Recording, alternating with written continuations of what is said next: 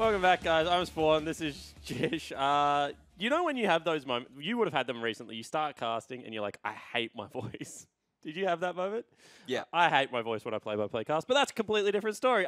Game 2 coming up of Direwolves versus Abyss. What do you want to see change going into this draft? I hate being on the cast when you just hear the analyst desk say the exact same thing that you want to say. Yep. But I sort of mentioned, you know, just when they were getting to the draft initially, that I do not like to see teams give Direwolves their release with priority pushing lane composition. So, you know, the first change I want to see is just either first pick release or ban it. But how do you get 3 pushing lanes?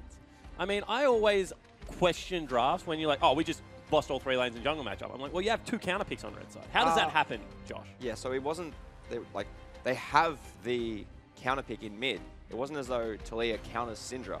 Yep. Talia just pushes the waves, and it's okay. So we see the first adaptation, you know, being taking out the bot lane push, and it's just one of those things. If you're willing to blind pick a mid laner who can be countered just to play through push, and then do the same thing with top lane, then like you will get the advantage in the lanes just to push them rather than, you know, maybe no kill threat, and then it comes down to how you want to respond. All right, cool. Let's go through the bans quickly. It's going to be Jace Cassidy, Caitlyn taken off the board, as you said. Thresh, Maokai, as well as Xayah will be taken away. First pick Elise coming out for the Abyss Esports lineup. Yeah, not all too surprising. I think we've seen Seb play that, you know, quite a bit last split. He's picked it up this split too. I think that, you know, it's obviously one of his comfort champions, and it's a really strong jungler on the patch.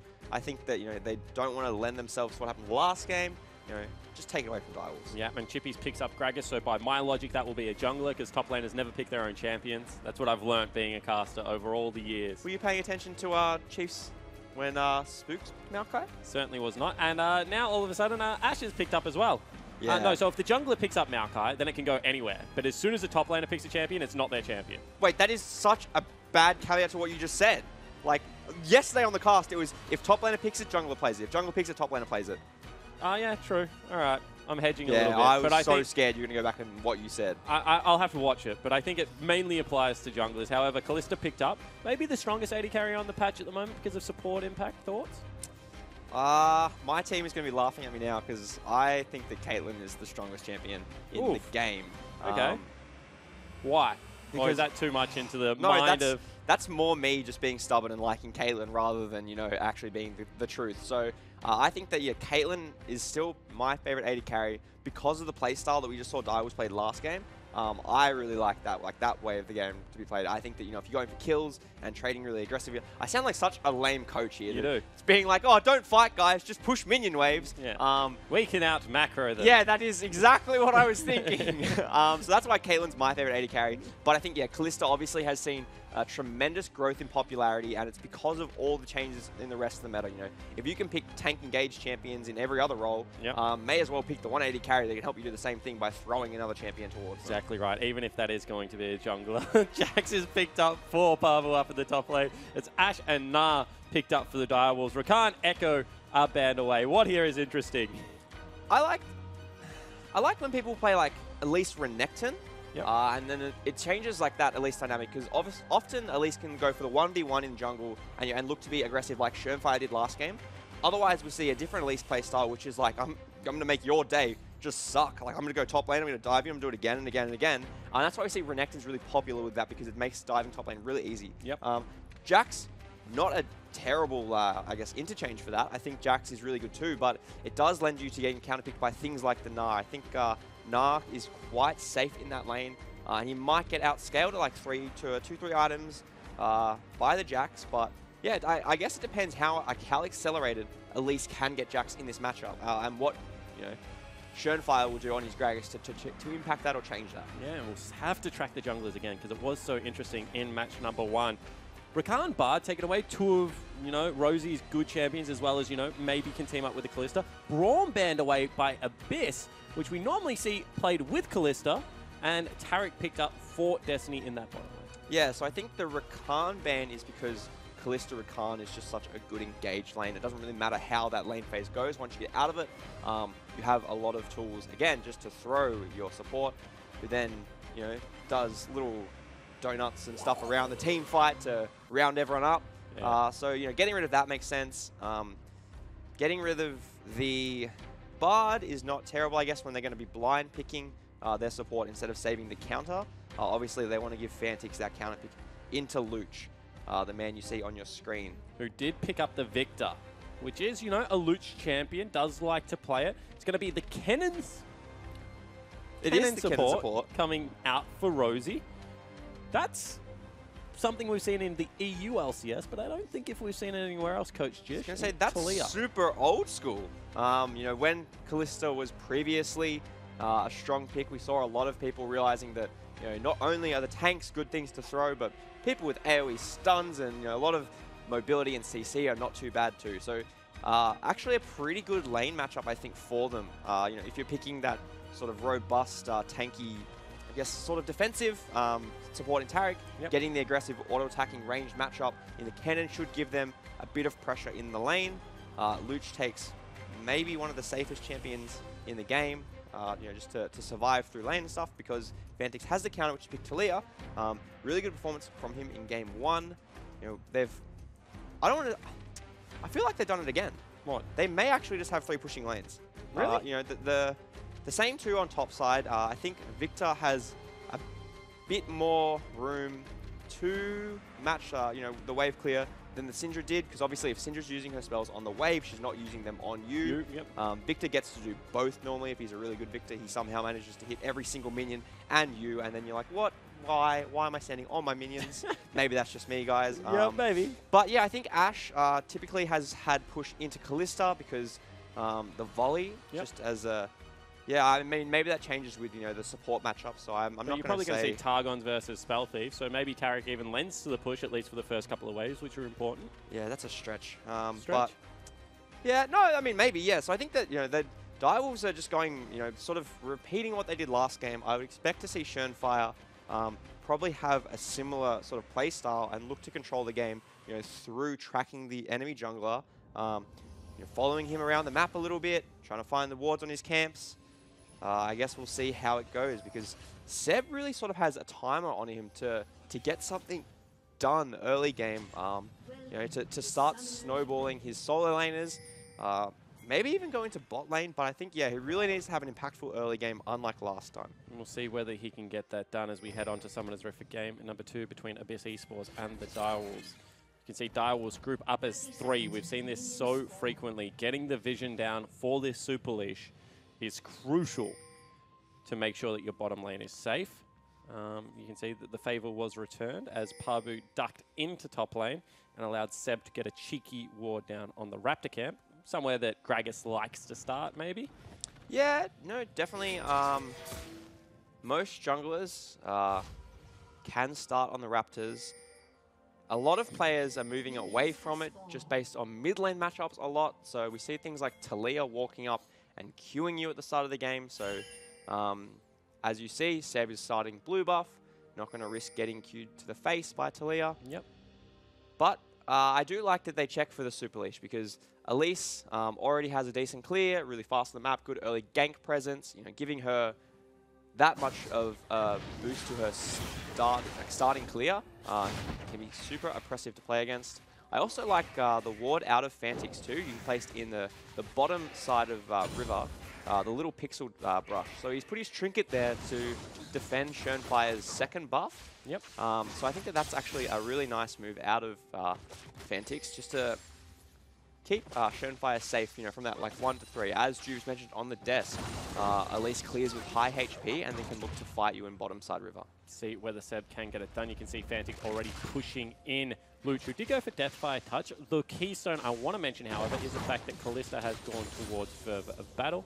Is that because you start 4? Is there something more to it? Am I missing something here? Yeah, good question. Do you not like it? Don't really have too much of a strong opinion on it. Haven't seen it. I would say, you know, obviously most players going towards Warlords. Probably has good reasoning behind it. Just can't tell you what it is, sorry. Yeah, I mean, Warlords became incredibly popular when it started to give you movement speed as well as the healing. You see Schön actually getting cracked quite successfully right now, although will spot out Luch and actually steal the Scuttle Crab for himself. Yep. Nice little leash on the Scuttle Crab. Picks that one up despite having Kennen, you know, being 2 millimeters away from him. as well as the Elise. So I think Schönfire just getting control over probably an area of the map maybe he shouldn't have. Yep. You know, the bottom lane shoved in, and their support already roaming up. You know, Rosie moving towards that scuttle too, but he has been pushed off his buff. So, you know, obviously the Elise early game still quite good. Although they are now wrapping around, and once again, maybe just an extended leash for Schön, who is able to body slam smite that away. That's a little bit sloppy, I feel, out of Seb. Yeah, that's a tilter. You hate to leash him the Scuttle Crab, then walk towards his blue buff. Say, yeah, I'll get this one low for you, buddy. And give him that as well. But not the end of the world. Obviously, Elise is being a nuisance and, you know, drawing pressure around the map, making Schönfire respond to him. I think Seb, you know, can't be too displeased with that. Obviously, will start to fall behind a little bit just based on clear speed now. Kind of hard for Elise to keep doing these camps when she runs out of blue, as I mentioned before. So I guess we'll see what Schönfire does now as a response, because he, you know, technically is just slightly ahead, hasn't wasted as much time. Yeah, and with all of that, Schön goes back, grabs himself not a Hunter's Potion, sorry, the Tracker's Knife. You can see that Chippies was able to push in Parbu on the top side of the map, who's already burnt his potion. First shots coming out of Luch as well as Fantix. Doran's rings picked up for Fantix as well as some boots. Dark Seal and boots picked up for Luch. So a little bit of action going to start taking place around that mid lane, and Seb heads in. Flash actually Cocoon, so I talked for too long. All of a sudden, Fantix in some big trouble. Has to ghost away. A little bit of a wasted summoner spell out of Seb. The Flash engage goes back on as well, and Seb now in big trouble, takes half of his health. Schönfire burns one in response. The flick just misses, and everyone will disengage safely. Why am I here? We've got play-by-play and Color Jake doing the whole show. I mean, that's fun. I like that. Yeah, you do like the sound of your own voice, except when you do play-by-play and speak a little bit high-pitched.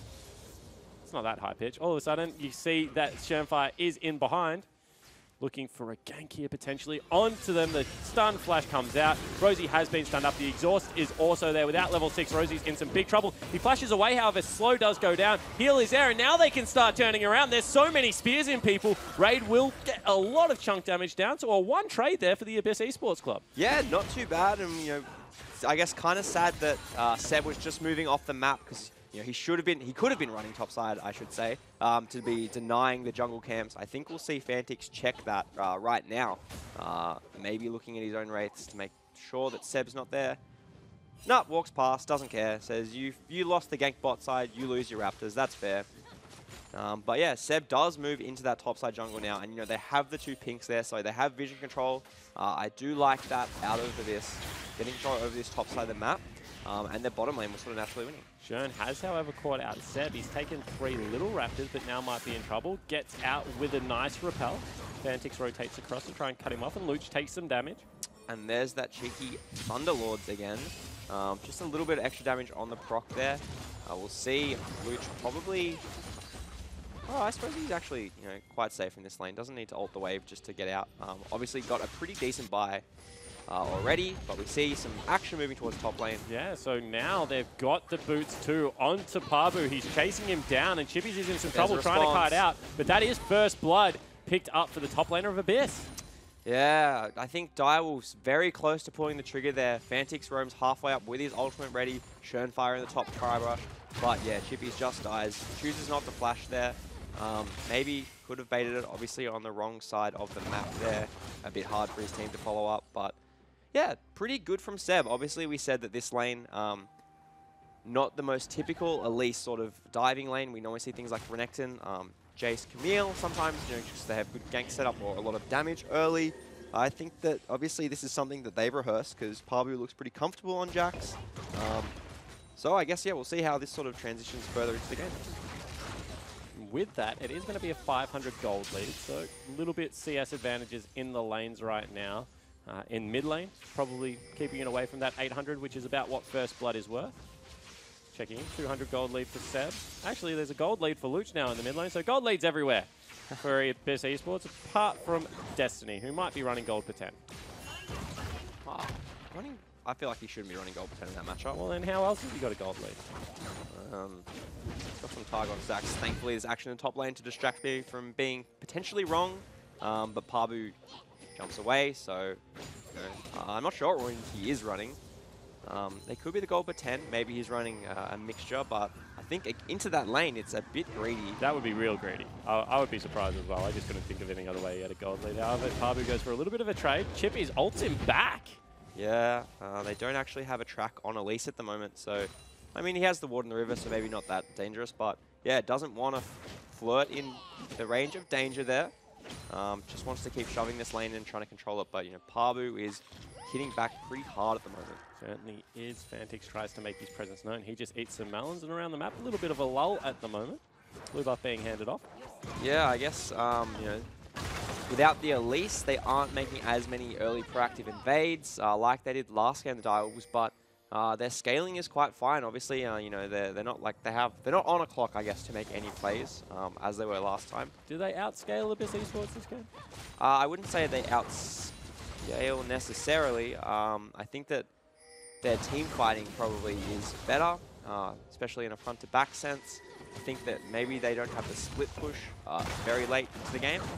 But yeah, early to mid, I think they should have control. And then I think, assuming the team fights like they're coordinated properly, then I think that, you know, front-to-back fighting-wise, they also have the advantage there. Good wards go down. Bottom side is now Pabu and Chippies can go a little bit more. Chippies gets the better end of that trade. Level 6 accomplished for both bottom lanes, so see whether any action happens down there. Yeah, and you know, we actually see the Direwolves recognizing that, moving down with the push in on their bottom lane. They will take the Infernal Dragon. That's a nice pickup for them. Seb, however, is looking to catch out Chippies, and he's stuck by himself in the river with absolutely nowhere to go. Gets the hop, but does get flashed on. Flashes away, so that's nice play out of Chippies. However, they will continue to run him down. Flash out of Seb means that he will pick up the kill. So 2 kills go over, but all of a sudden, Ash Arrow bottom lane. Rosie gets pulled out with that Tempered Fate. Throws himself back in. That was ambitious, but does get out.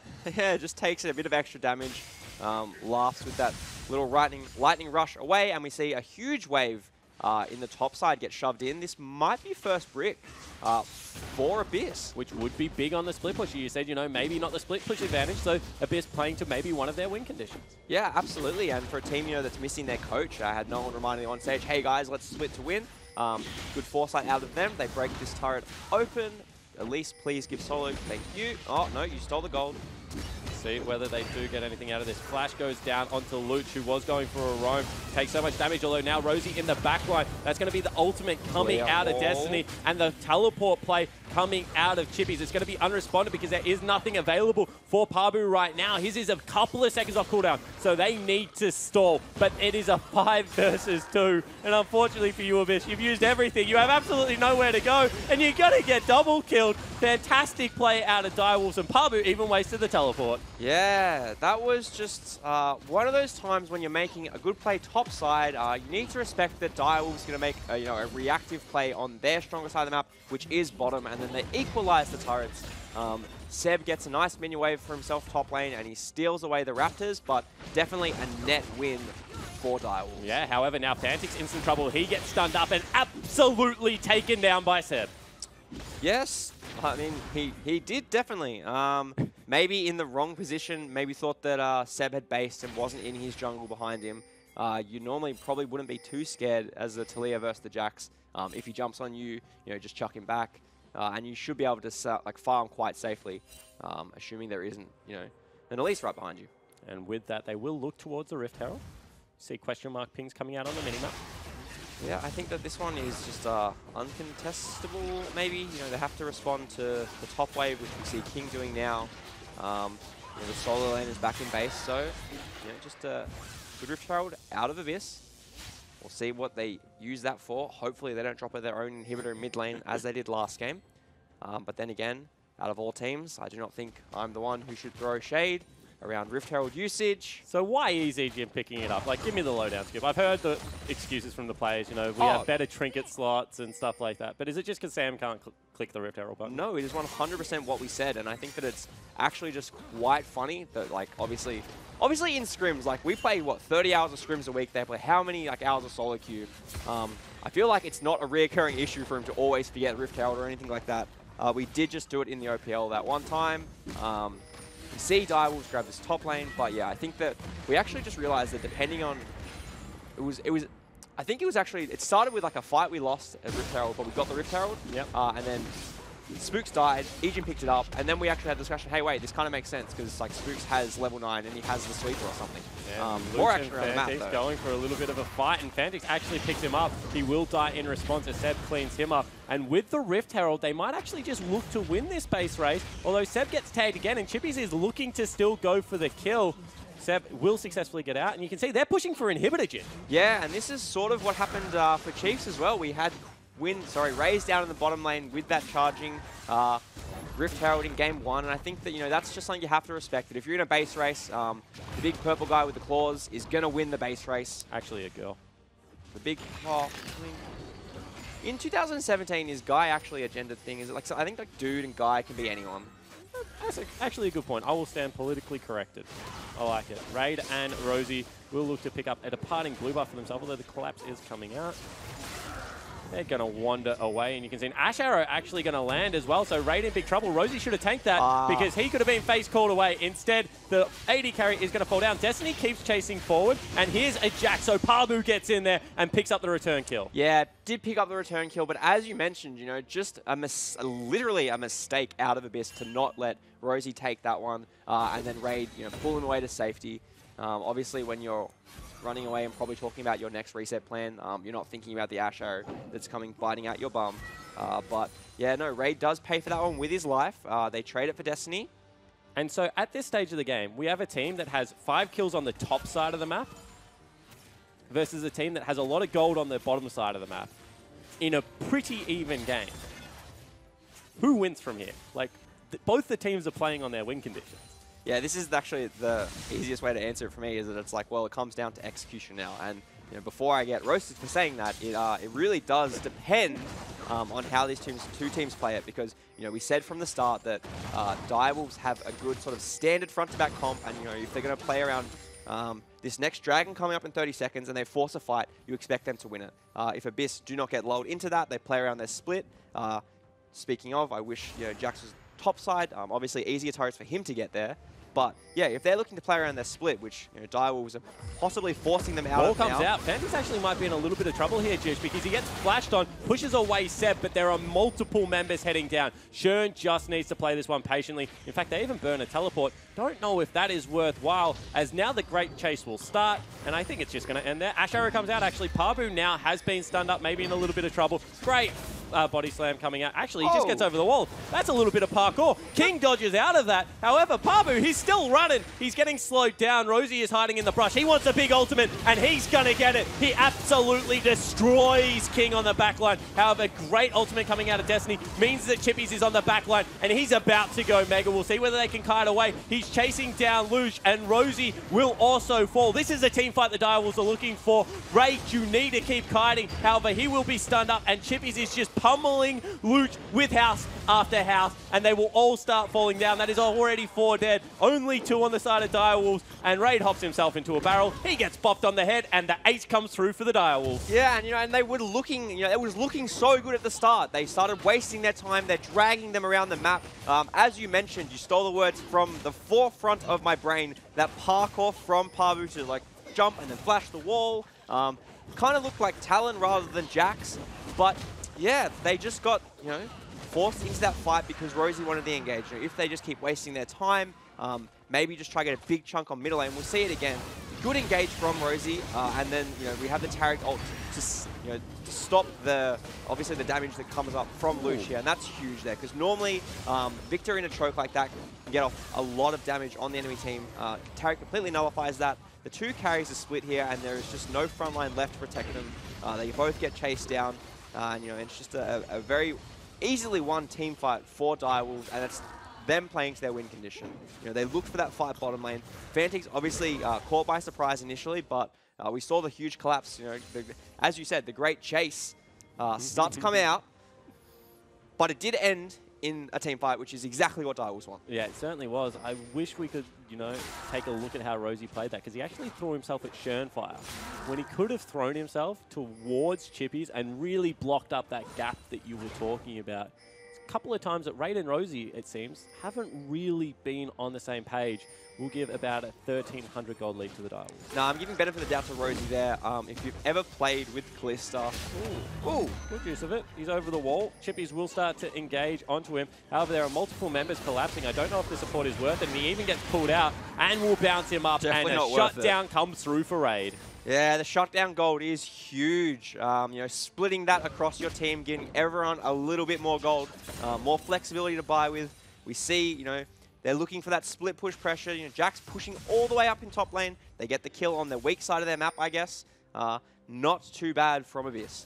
What were you going to say about benefit of the doubt for Rosie? Oh, playing with Callista is like, the way like your hitbox as a champion into other people is real hard. And sometimes like I watch Callista ults get used and they just get caught on dumb things. And, you know, so maybe actually trying to go for what you were saying and then the Callista ult just being like... It feels delayed to me still. And she's been out for ages. However, Engage will be onto Shern, stops Parbu's little hop, but he just shoots him in the face with a cutlass. Knows that Tarek is there, seems that now all of a sudden Shern's a little bit more fabulous than he was before, so he'll back away. Isn't a cutlass like a blade of sorts? Yeah, it is. So I don't know how you shoot someone with it. Yeah. Hamstring him with it. Yeah, I like that one a little bit more. Seb gets his blue. Obviously, Luch probably wanted that, but neither of them wanted Shernfire to have that. Massive flank coming in from Jax, though. Yeah, and Shern's in some trouble. He will be stunned up here. Good cast, but he just will be CC'd down. They can still go and look for the Talia. However, she is out. 40 seconds dead. See whether there is a play on the map for them to make. Yeah, I think it's just going to actually be catching the waves onto Victor. You know, we said that champion scales quite well. You know, he's still actually yet to get his first item. Obviously harder for Victor, who, you know, goes for the Hex Core upgrades, but they get pressure onto this mid lane turret, and I expect that Dai will put up a fight right now or they lose it. Yeah, exactly right. And you can see that Parbu trying to stop that. He's trying to go in between the turrets, a la Destiny style in game number 1 to stop the wave. However, just cleared out by Fantix. Yep, and Luch, you know, for whatever reason, didn't push out that wave out the first time, so he goes back to it now. That's going to slow push and actually deny themselves a bit of farm. I don't like when people leave a couple minions in the side waves. They're literally stealing from themselves. Parbu, speaking of stealing... Yeah, actually goes for a steal on the Krugs, and he will be caught out. Goblining, as they like to call it in solo queue, and now all of a sudden he will just be cut down by Fantix. Throws another rock, and he'll fall. Yep, you can definitely get cut by rocks. Oh, arrow out of King, starts the engage in mid lane. Yeah, and Luch is in some trouble. Flash over from Chippies. He just nars him into the wall, and that's a good kill. Destiny flashes forward onto no one, although now Fantix is here. He already used the Ghost, and the ultimate will come out of Destiny. They're all invulnerable, and they will continue this fight. They get flicked back, but an awesome ultimate out of Rosie now unleashes Raid into the backline, and he has so many sticks in, but it is just not going to be enough. King steps forward. King starts firing arrows into him, and Raid must flee. That is a 4-for-1 trade. Yeah, too little too late. You know, just caught, recalling there. I think on the ward you can see on your screen the debris there, that it has died now, but Direwolves did see them basing, so King throws out his arrow. Chippies, knowing that he's about to transform, just dives straight into the turret. We even saw Destiny trying to go for his flash hook, realized he doesn't have hook, missed the stun. Doesn't matter, throws down the ultimate on top of his team so that they can safely dive the turrets. And, you know, the bottom lane out of Abyss made things look a little bit brighter as they came towards the end of that team fight, but it was too little too late, and, you know, and they ended up just being another 600 gold. And Callista's kind of like Shiva to me, and bear with me while I have the analogy. Yeah, go. Where she starts throwing in twigs, and I just never know how much damage she's going to do. Like, sometimes I watch Callista's like rip them all out, everyone just dies.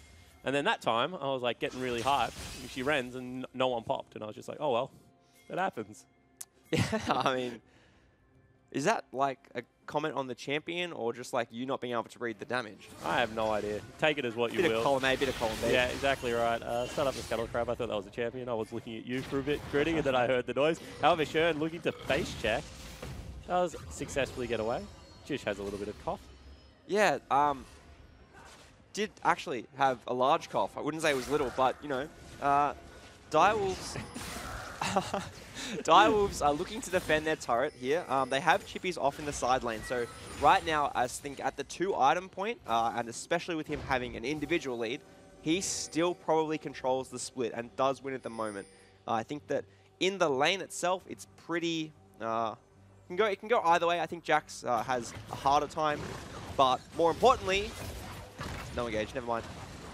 So I think, yeah, 1 item, 2 item, that's sort of when Chippies has the chance to split. And then the longer this game goes on, now that Jax has lifesteal, again, you guys are just cutting me off. Obviously, my spiel is more important than this team fight that's about to break out. However, it's not, because Rosie flies into the back line and he's onto King. He's looking for the 1v1. However, he does turn invulnerable and Seb is in big trouble. Already, Chippies is teleported onto the back line. He's chasing out Luke. So this team fight will be fought on 2 fronts. On one front, Pabu picks up a kill. On the other, Chippies absolutely destroys the mid laner of Abyss, and that should be enough for them to pick themselves up the Infernal Drake. Yeah, just as you mentioned, 2 fronts in the fight. We see Seb going down, we see Luch getting just completely pushed out of the fight by Chippies, and it means that Direwolves do get the Infernal Dragon. That's their second, I believe. Yep. So, in terms of scaling, that obviously helps them a lot. We see the fight again, and it's exactly as you mentioned. We have on the backside, we see Seb going down instantly, but King gets pushed out of the fight. Schönfire does his best to save him, but obviously cannot, and then starts retreating back to his winning side of the fight. So now they sort of just split back up. Abyss have to base in the enemy jungle and just try to get out safely. Schön's been caught here. He smites away red buff. However, you can see that Raid is hopping after him. He just gets over the wall. Didn't know if he had enough mana for it, so sorry to interrupt, but back to your point. Yeah, no, I think I was sort of at the conclusion of it anyway. Nice. Yeah, good timing, really. Thanks, mate. I've been doing this for a couple of days, figuring it out as we go. See, a little bit more farming around Summoner's Rift. 3,000 gold is currently the lead for the Direwolves, and potentially Baron becomes the next objective with this team fighting comp. Yeah, I mean, obviously you force Abyss to respond to you if you start the Baron. They right now can afford to leave Chippies in the side lane, I think, too, and then it just becomes sort of a 4v4 dance. But I do expect that is where we sort of see everyone's attention shift towards. We watched Direwolves get control over that middle lane, shoving the wave in, and now they'll sweep through to get vision control. Obviously, Abyss have already gotten the Scuttle Crab, so a little bit of added safety. Now I'm going to say that they're going to get control of top side. They can go back towards the jungle, but Abyss do look at the mid lane. So maybe forcing a response from Direwolves. Chippies is rotating across as well. What have you made of the Callista Cannon lane so far? Enough to turn you into a believer? Can I see Ejim spamming it later on this evening, or not liking it? Funny side note, there's actually been a few drafts recently where we've been practicing Callista, and then someone says, why don't you play Cannon? And then Ejim says, oh, I haven't practiced it. Do you want to play it? And I say, no, don't play it if you haven't practiced it. But the fact that that keeps coming up, maybe we need to start practicing it. Maybe.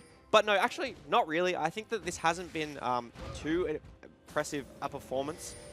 I think that if you can offer me either bot lane right now, I want the Ashe Taric. Seem to have had a lot more impact this game, specifically the Taric. Yep. The ultimate has been nullifying a lot of the damage coming out of Luch specifically, but also Raid. And I think that having the option to engage is nice, but obviously the counter engage out of Direwolves bottom lane is really good too. Certainly has been impressive. You can see Chippies still is winning this 1v1 split push.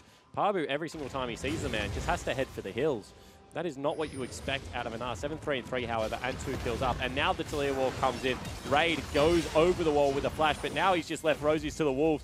Ash Arrow will miss. That was thrown from base. They flashed forward, and Fanix, that flick was even the wrong way. Raid has to heal out, but now all of a sudden Rosies is in there with the ultimate. Once again, Destiny will use his in response, and they will pull Rosie back in. So a successful disengage for both teams. Yeah, a whole lot of nothing.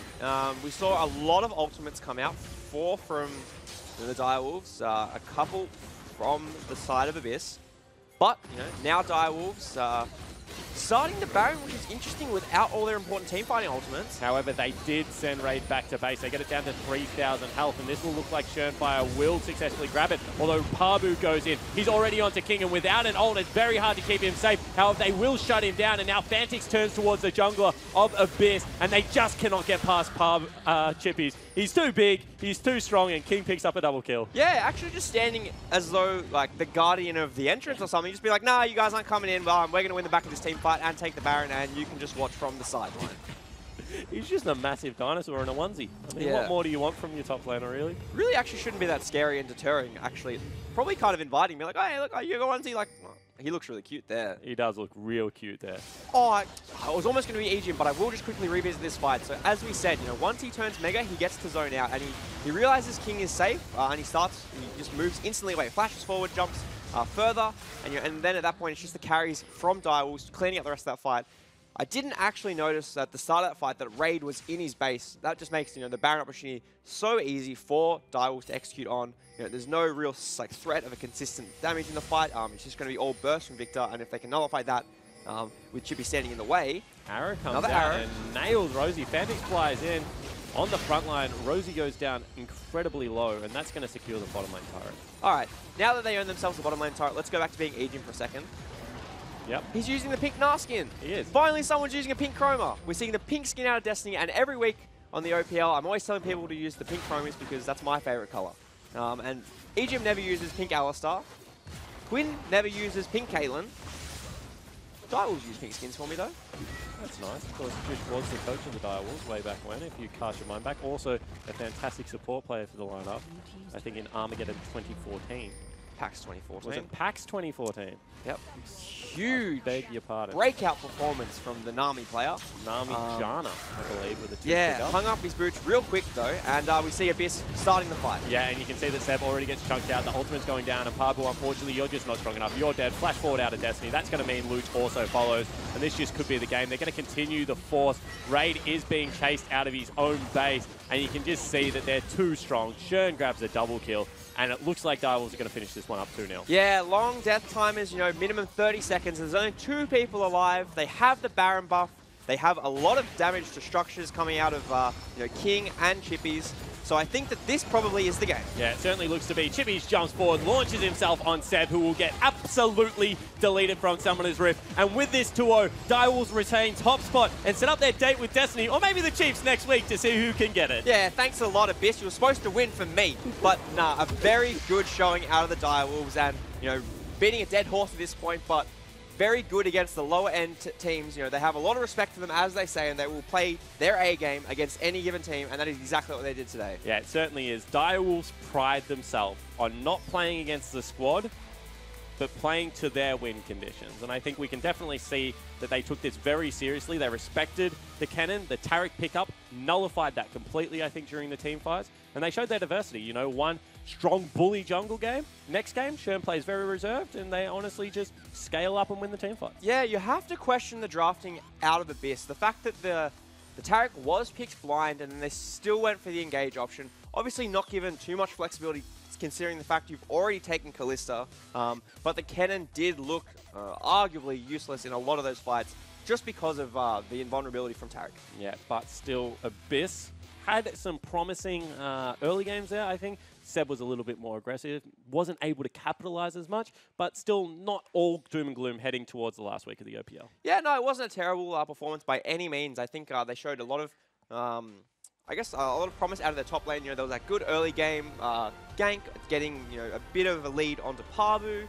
Then we saw Seb rotate through to mid, get a kill onto Fantix as well. But, those tiny little leads weren't enough for, the sort of macro-style game that the Direwolves took. And I feel like we're seeing a similar thing between TM and Abyss, where their top laner is going from heavy split push one game to team fight the next, and not really just solidifying a playstyle, which seems to be hurting them a little bit. I mean, yeah, it's the mark of a good player is that you can play a lot of styles and you can flex between what you need to and what your team needs to. But obviously, I think Abyss really haven't found, the one true style that works for them. Maybe still exploring. It didn't look fantastic, but it didn't look terrible. Yeah, it certainly didn't. Their early game looked good. They weren't, unfortunately, able to execute on the late game. However, that is all from us tonight, so let's throw it back to Jish Carbon as well as Juice. Jish, Hingers, Carbon and Juice to close out the night. You're normally on the desk, mate. Sorry about that. Thank you very much, Spawn, Thanks, Fish, Jish, whoever it is. We're all here. No, I would like to. I think Jish deserves a shout out, stepping in last minute for Fish, who's gone home. Yeah, he did. He Yeah. did. Shouts out, Jish. Yeah, good stuff. On you, Jish. Proud of On him. you. What? I said on you, Jish. Oh, okay. Good on you. That's On you, not what I Jish. heard. All right, let's talk about this. Direwolves too strong for Abyss, even though that game was kind of even for a lot of the time. It was a lot closer than game one. I thought decent performance out of Abyss. It's kind of the age-old story of Abyss is that even with a lead, they can't seem to manage to get a win. After the game one roast of Seb, I'm going to go give him a shout out for the game two. Yep, I'd I say agree. Yeah, I agree. Very, very polar opposite game. Very good game. Yep, He great game. he actually set his team up for success, I would say, in that Yep. game. Stepping Did up pretty on much the all he Elise. could, I think. So great performance out of him, I thought. All right, well, standing by with Destiny right now, the support player for Direwolves is Sarianne. So let's throw it to them now for the interview.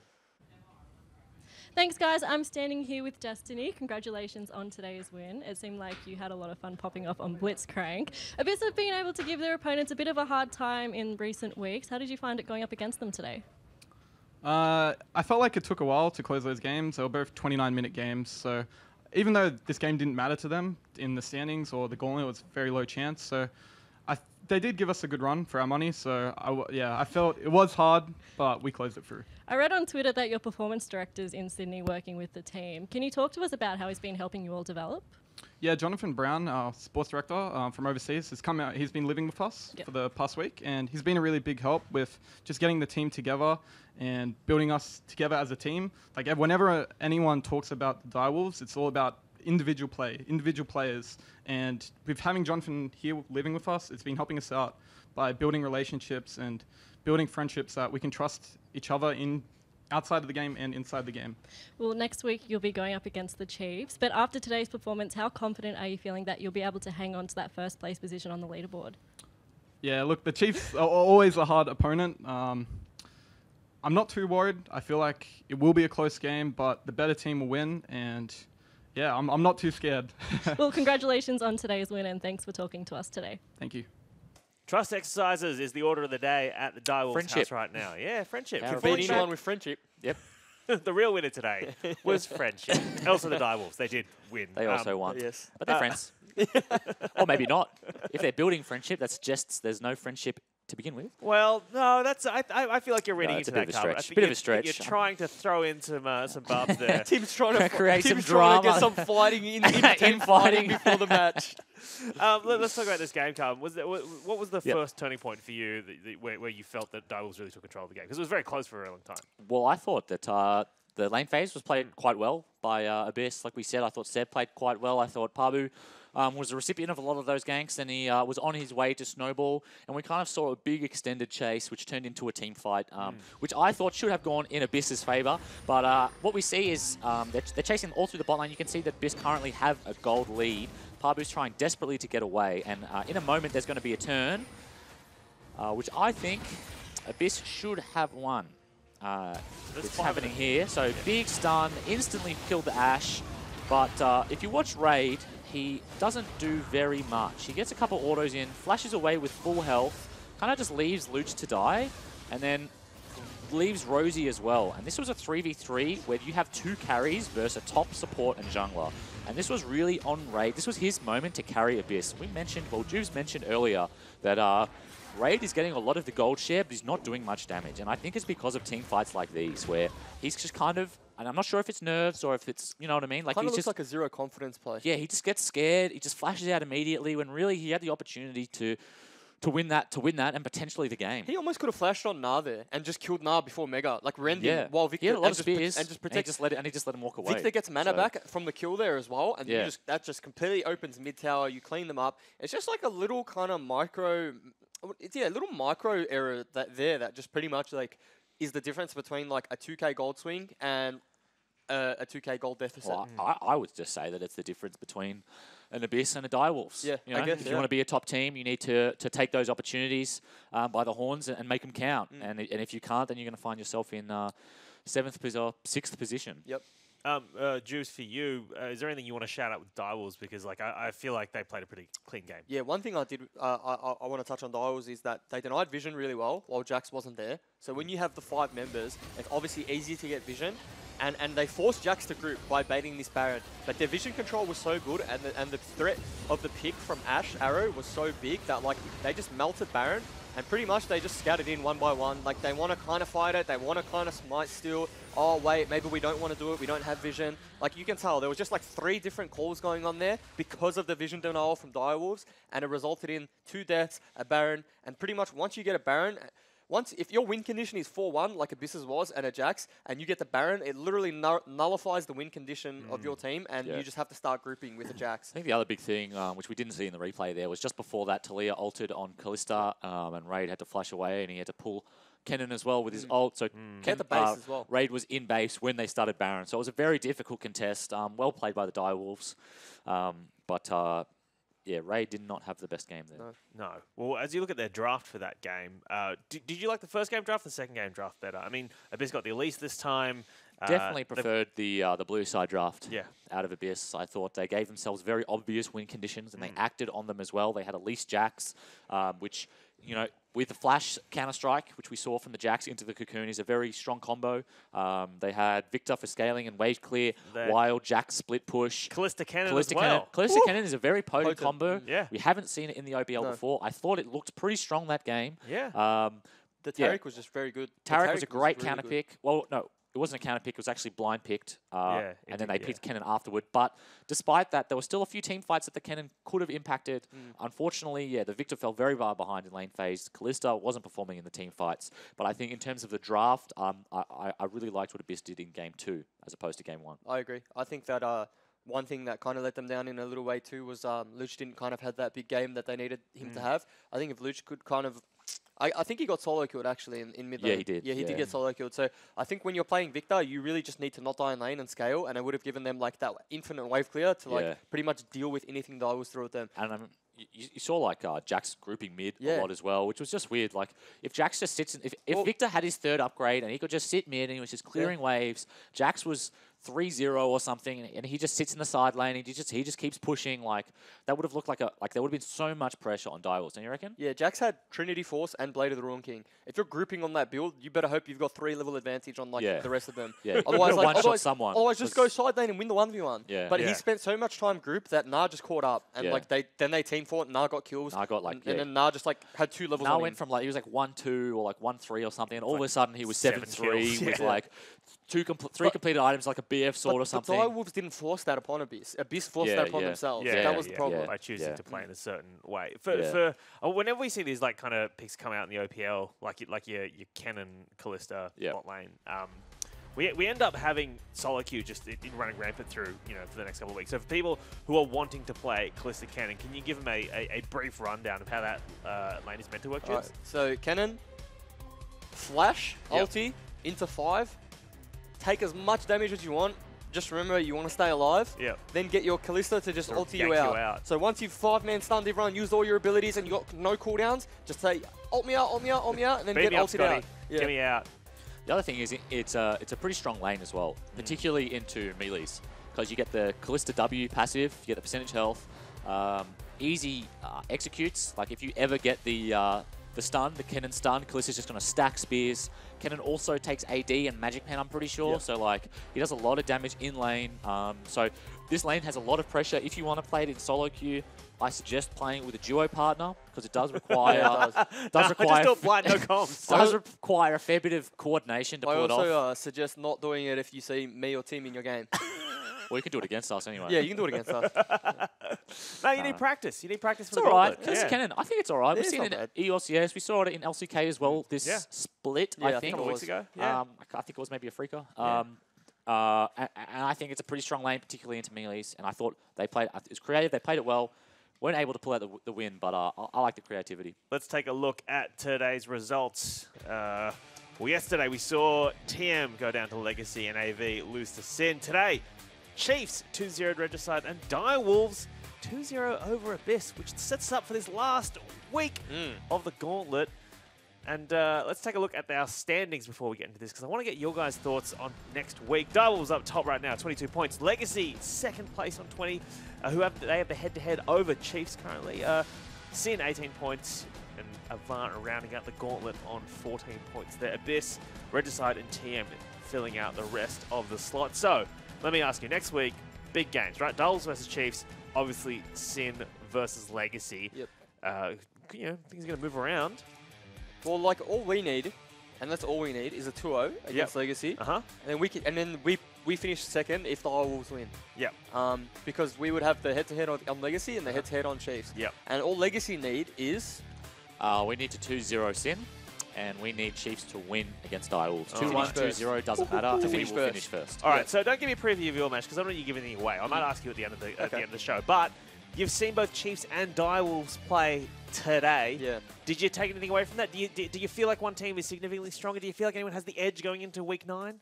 I don't think either team really outperformed the other in terms of like looking at like how badly they beat their opponent. Yep. I think that the second game in the Abyss game was quite close. I think that the first game, the first game First of game. the Yeah, Chiefs yeah, game was they also were behind. quite close. Yeah. So I don't really think you can take too much out of that. I think it's going to be a close game next week. I think it's promising signs for both teams. I saw some kinks in both sides' armor in early game anyway. Like in the game Is 2. that promising for them or for you? Bring me to I gauntlet, didn't- baby. You say promising, mean- but then you're like, I yeah, mean- and also they suck though. I saw well, I mean, like, Room for improvement. I'm boosting So- legacy. Did I see any promising signs? Yes. no. Wait, again, promising for you or for us? Like, No, but what I think is The that real winner what are you today was saying? French. I think it's interesting. I think it's going to be good matches. I think that Direwolves and Chiefs both have like an early game that can be exploited, if that makes sense. Ooh. ooh, okay. Like no, they can exploit it like Each other's. each other's, yeah. Like, Well, with the way they play. okay. Come out even then, right? Huh? Well, I don't know if it's a net. I don't know if it's a net even, but I do think that it can go. The series can go either way. I think the Direwolves are probably playing a little bit better at the moment. Yeah, I think I can agree with that sentiment. I think that for Direwolves, their early game kind of comes from the draft. Yes. When Shen plays something with early pressure, you see him usually put a lot of early pressure on. As I he think should. with Chiefs, on the other hand, it just seems like sometimes, whether it's the first game of the day and they're just not warmed up, or they just have a brain fade or something, because it doesn't really seem to matter what champions they pick. It's just sometimes the early just kind of crumbles, and sometimes it doesn't. Can you stop roasting the Chiefs? No, I hate Everyone's the taking a go. Chiefs. No, that's an I am- unreasonable thing for you to ask. I am absolutely looking forward to next week because we have, like I said, Legacy versus Sin, Chiefs versus Direwolves. It's all coming down to week 9 here at the OPL. Chiefs are gonna I'd like to thank Carbon and Juice for being here. I'd also like to thank Sarian and Jish for stepping in. And also Play-by-Play Jake. Gotta do it with conviction. We'll see you next week. Bye. Like this. Double into the wall, 4 kills picked up, and the rocket jump has started for Raze. Edu taking so much damage, and ZC flashes on in. Taunt lands 2. Swiffer gets 1 kill. Regicide 5 on 3. Will only get 1 back on towards the 80 carry, and Silman's going to get locked down here, and the front line's already dead. Kedu will get a couple of auto attacks off, but Swiffer valves over the wall for the double.